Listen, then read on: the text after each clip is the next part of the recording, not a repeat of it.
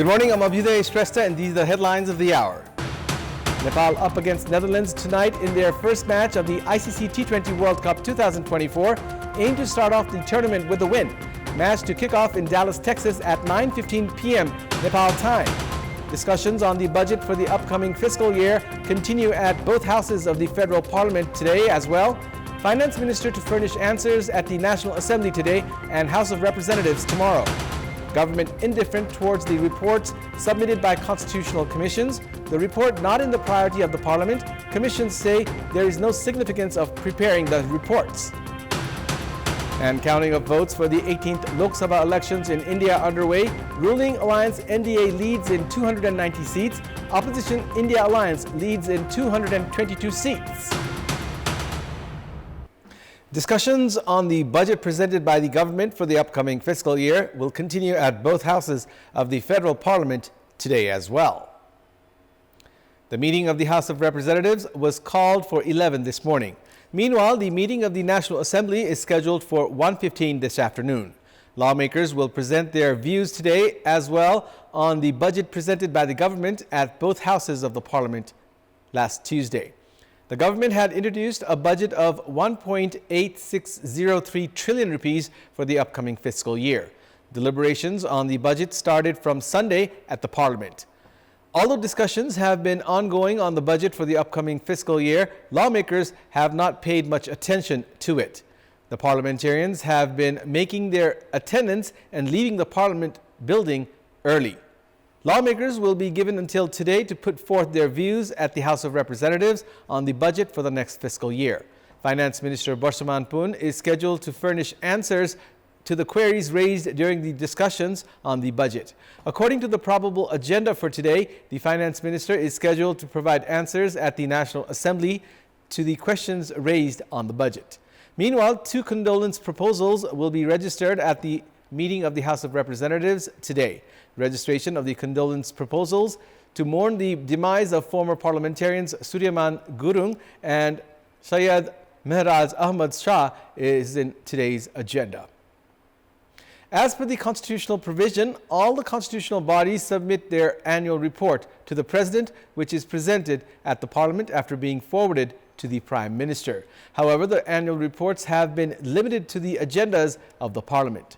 Discussions are not held on these reports, while parliamentary committees have also remained indifferent. As per Article 294 of the Constitution of Nepal, constitutional bodies must submit annual report to the President, which is then forwarded to the Prime Minister and presented at the Parliament.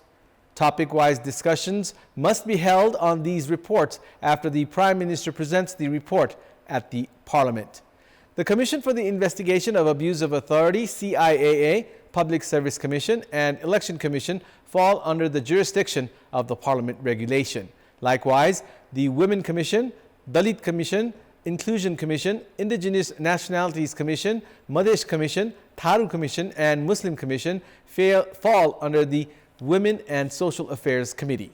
The Public Accounts Committee, National Natural Resources and Fiscal Commission, and National Human Rights Commission fall under the jurisdiction of the Law, Justice, and Human Rights Committee. The annual report prepared by the Human Rights Commission, CIAA, Public Service Commission, National Inclusion Commission, National Natural Resource, and Indigenous Nationalities Commission have already been presented in the ongoing term of the Parliament. However, reports other than that of the Auditor General have not been prioritized. Presidents of the committees, meanwhile, say that they have been unable to hold discussions on the reports as they have centered on other issues, including issues related to bills. Serious discussions were not held on these reports during the previous term of the Parliament. Various commissions had urged the authorities to hold discussions on their report. This shows that the government and the Parliament do not want the constitutional commissions to be efficient. The Constitution of Nepal has envisioned discrimination-free society. Laws have been formulated to punish all kinds of discrimination. However, the social structure has yet to embrace this constitutional provision. The Dalit community in different parts of the country, including the urban areas, have continued to face discrimination.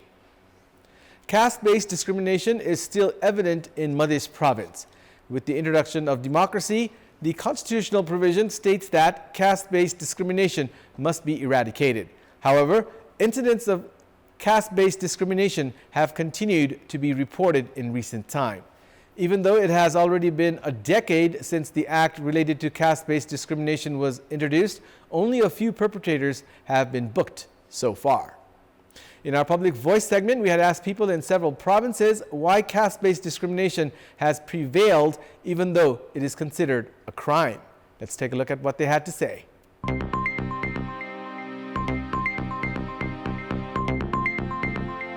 जनचेतनाको कमीले गर्दा चाहिँ जातीय विभेदको अन्त्य नभएको सरकारले पनि यसलाई ध्यान नदिएको कारणले अहिले चाहिँ जातीय छुवाछुत मलाई त्यति छ जस्तो लाग्दैन सरकार र सम्बन्धित निकायले जनचेतना फैलाउनु पर्छ अनि मात्रै छुवाछुत बन्द हुन्छ सँगै बसाइ खान्छौँ सँगै हिँड्छौँ भन्ने हुन्छ जो पढ लेखेको हामी व्यक्तित्वबाट हुन्छ नि कुराहरू हो उहाँहरूले नै अन्त्य गर्नुपर्छ के सबै मान्छे समानै हो भनेर बुझाउन जरुरी छ भर्खरकाहरूले यो छुवाछुत प्रथा हटाउँ भने पनि त्यो बुढापाकाहरूले चाहिँ उनीहरूले चलाइल्याएको चलन चाहिँ अहिले नै चाहिँ हटाउन नमानेको कारणले गर्दाखेरि कानुन एकातिर रह्यो व्यवहार एकातिर रह्यो र मान्छेको हिजोको सोच एकैचोटि निरुल हुन नसकेको कारणले हामी दलित नै एकजुट हुन सकेका छैनौँ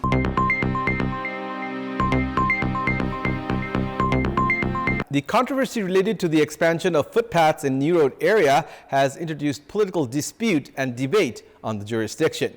The Kathmandu Metropolis Mayor Balendra Shah and CPN-UML Chairperson KP Sharma Oli have made allegations against each other after the Division Road Office blacktopped the road section against the local authorities' decision.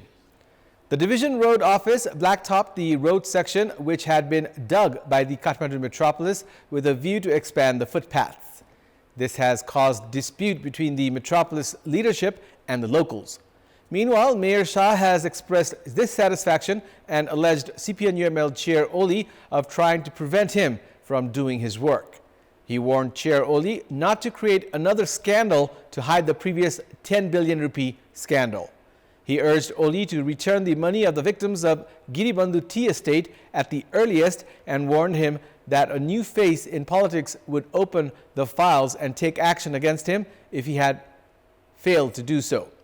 Oli, who seemed agitated when asked about the mayor's remarks, told reporters to seek answers from Mayor Shah. With this, the controversy related to the jurisdiction of the local government and the federal government has heightened. The metropolis is in favor of expanding the footpaths, citing movement of a large number of people through the area and the area being listed as a World Heritage Site, while the Department of Roads says that the local authority should not interfere with the issues under its jurisdiction. The metropolis had dispensed a truckload of waste in front of the Road Division office, citing the Department of Roads had failed to complete its work on time. Minister for Fiscal Infrastructure Raghubir Maset had criticized the move. Likewise, a heated discussion had been reported between Mayor Shah and a ward chairperson during the meeting of the metropolis. It's now time for our segment Public Pulse, where you text us with your opinion. Public Pulse. Here's the question. Why has Kathmandu Mayor Balendra Shah challenged CPN-UML Chairperson KP Sharma Oli? Your options are A, comment made through anger, B, to put pressure on Oli, and C, ploy to gain popularity. The voting is on. Type NEWS, select your option A, B, or C, and send it to 34001 to share your opinion with us. And it's time now for the international updates.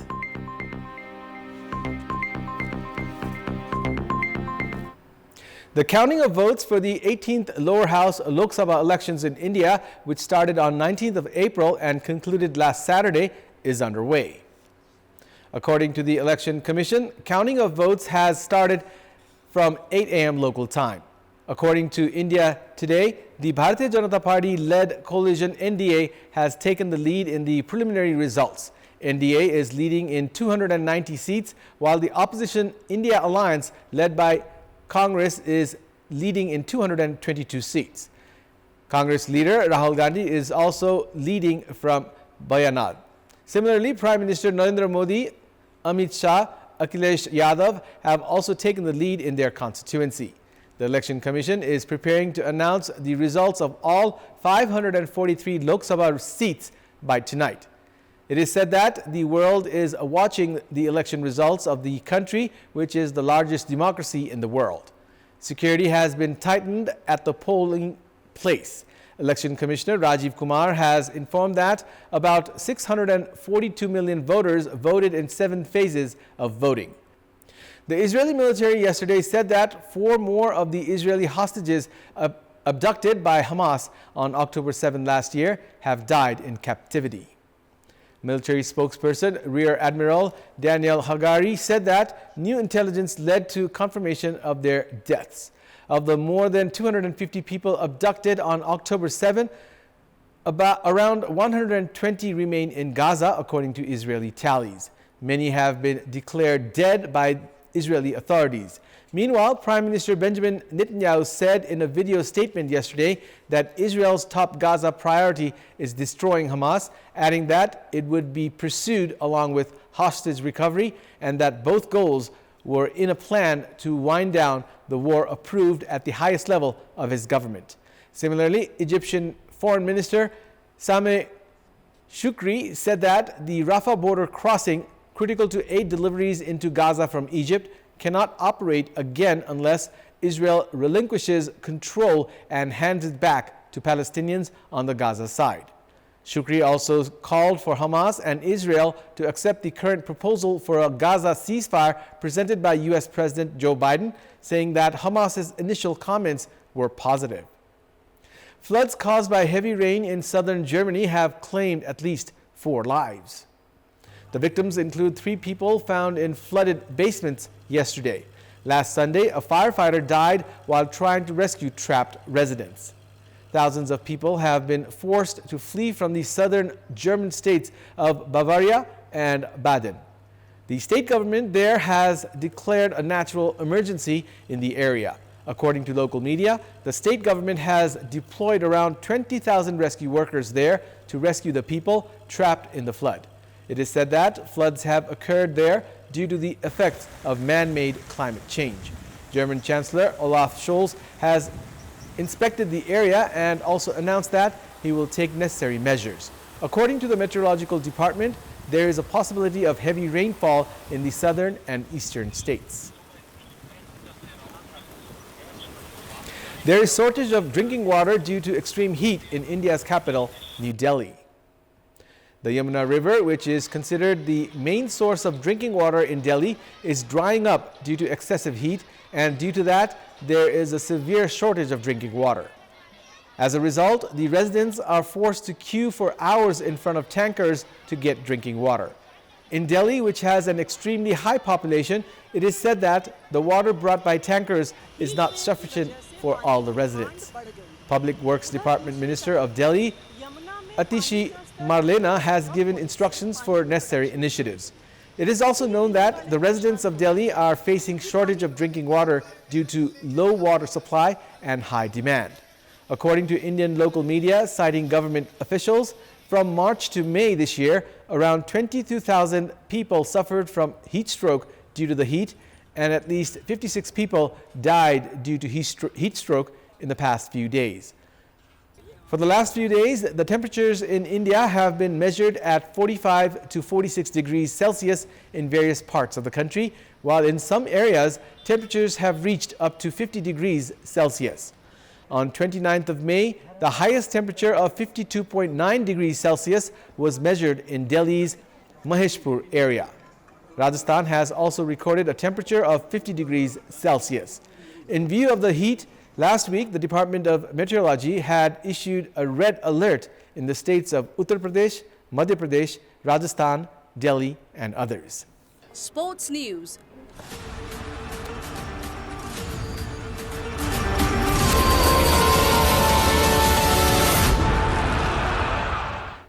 Nepal are up against Netherlands tonight in their first match of the ICC T20 World Cup 2024. The Group D match at the Grand Prairie Stadium in Dallas, Texas is scheduled to kick off at 9:15 p.m. Nepal time. Nepal are aiming to start off the World Cup 2024 campaign with a win tonight. Team Nepal will be expecting support from Nepalese fans in Dallas. Nepal and Netherlands are both associate teams. This is Nepal's second appearance at the T20 World Cup. Nepal had first participated in the T20 World Cup in 2014 in Bangladesh. Nepal booked a spot in the T20 World Cup 2024 after becoming runners-up in the Asia region qualifiers. Meanwhile, the Dutch team did not have to play the region qualifiers to qualify. After Netherlands defeated South Africa in the last edition of the T20 World Cup, they finished in the top 8 teams and directly qualified for this year's World Cup. This is the Dutch team's 7th appearance at the T20 World Cup. Nepal are ranked 17th in the ICC T20 rankings, while Netherlands are ranked 15th. Nepal had suffered a 63-run defeat against Canada in their first warm-up match ahead of the T20 World Cup. Nepal's second warm-up match against USA was abandoned due to rain. Openers Kushal Bhurtel and Asif Sheikh will have to perform well tonight to have any chances of securing a win. All-rounder Dipender Singh Airi, who was injured during a practice match, is fit to play tonight. He is ranked 9th in the ICC's all-rounder ranking. Nepal and Netherlands have faced each other on 11 occasions, in which Nepal have been victorious in 5 matches and Netherlands in 6. Only one match has been played at the Grand Prairie Stadium in Dallas in this World Cup. In that high-scoring match, Canada had given co-hosts USA a victory target of 194 runs, which they chased down, losing 3 wickets. Today's match is also expected to be a high-scoring affair. There is 10% chance of rain at the Grand Prairie Stadium tonight. That's all for the moment. Thank you for watching. Have a good day.